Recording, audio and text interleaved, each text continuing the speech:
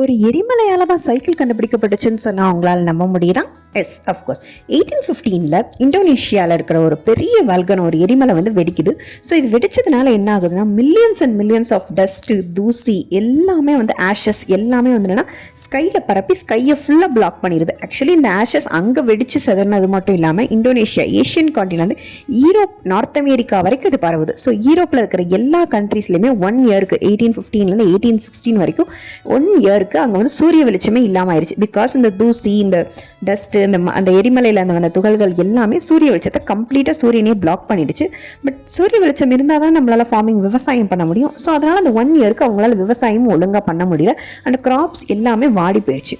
So அப்போ இருந்த டைமில் நம்ம இப்போ எப்படி கார் யூஸ் பண்ணுறோமோ, அப்போ இருந்த 1800s டைமில் என்னென்னா குதிரையை தான் அவங்க டிரான்ஸ்போர்ட்டுக்கு யூஸ் பண்ணுவாங்க. பிகாஸ் குதிரை எவ்வளோ ஃபாஸ்ட்டாக போகும் அப்படிங்கிற நமக்கே தெரியும்.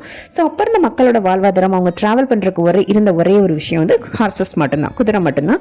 ஸோ அப்போ கிராப்ஸ் எதுவுமே சரியாக வளர்க்கப்படாததுனால அவங்களால குதிரைக்கு அவங்களால சாப்பாடு கொடுக்க முடியல. ஸோ சாப்பாடு இல்லாததுனால குதிரைங்க எல்லாம் இறக்க ஆரம்பிச்சிருச்சு. மக்களால் அவங்கள டிரான்ஸ்போர்ட் அடி வாங்கிருச்சு. அவங்களால எங்கேயுமே ட்ராவல் பண்ண முடியல. ஸோ 1 இயர் இப்படி போய்கிட்டு இருந்ததுனால அப்போ ஜெர்மனியை சேர்ந்தவர் தான் கால்ட்ரைன் ட்ரேஸ். ஸோ அவர் என்ன யோசிக்கிறாரோ, ஒரு மிஷினை கிரியேட் பண்ணணும். பட் அந்த மிஷினுக்கு சாப்பாடு போட்டால் தான் ஒர்க் பண்ணும், அதில் நம்ம ட்ராவல் பண்ண முடியும் அப்படிங்கிற மாதிரி ஒரு மிஷினாக இருக்கக்கூடாது அப்படின்னு சொல்லி நினைக்கிறார். பிகாஸ் குதிரைக்கு சாப்பாடு போட்டால் தானே ஓடுது.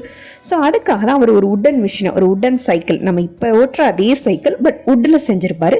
ஃப்ரண்ட்டில் அதே மாதிரி 2 ஃப்ரண்ட் அண்ட் பேக்கில் 2 டயர்ஸ் இருக்கும். அண்ட் தென் ஒரு சீட் இருக்கும். பட் அதில் பெடல்ஸ் இருக்காது, செயின் இருக்காது. ஸோ என்னென்னா சீட் மேலே மக்கள் ஏறி உட்காந்து அவங்க தான் அவங்க காலை வச்சு ஆக்சுவலி ஓட்டணும். ஸோ அவங்க ரன் ஓடணும். ஆக்சுவலி காலை வச்சு அவங்க ஓடணும். ஓடி தான் அந்த இருக்கிற இடத்த போய் அவங்க ரீச் பண்ண முடியும்.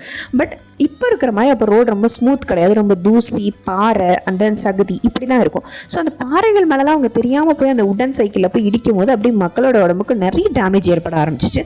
ஸோ இதனால் அவங்க போனே, அவங்க எலும்புகளே டேமேஜ் ஆகிற அளவுக்கு தான் இருக்கும். ஸோ அதனால் அப்போ இருந்த மக்கள் இந்த ஒரு பேர் என்ன வச்சுருந்தாங்கன்னா போன் ஷேக்கர்ஸ் அப்படின்னு சொல்லி தான் பேர் வச்சுருந்தாங்க. ஸோ லேட்டர் இதை ஓட்ட நிறைய ரோட்டில் போகிற மக்கள் மேலே இடிக்கிறது, அவங்க இறக்குறது, அதோட எண்ணிக்கை ரொம்ப அதிகமாகிக்கிட்டே இருந்துச்சு.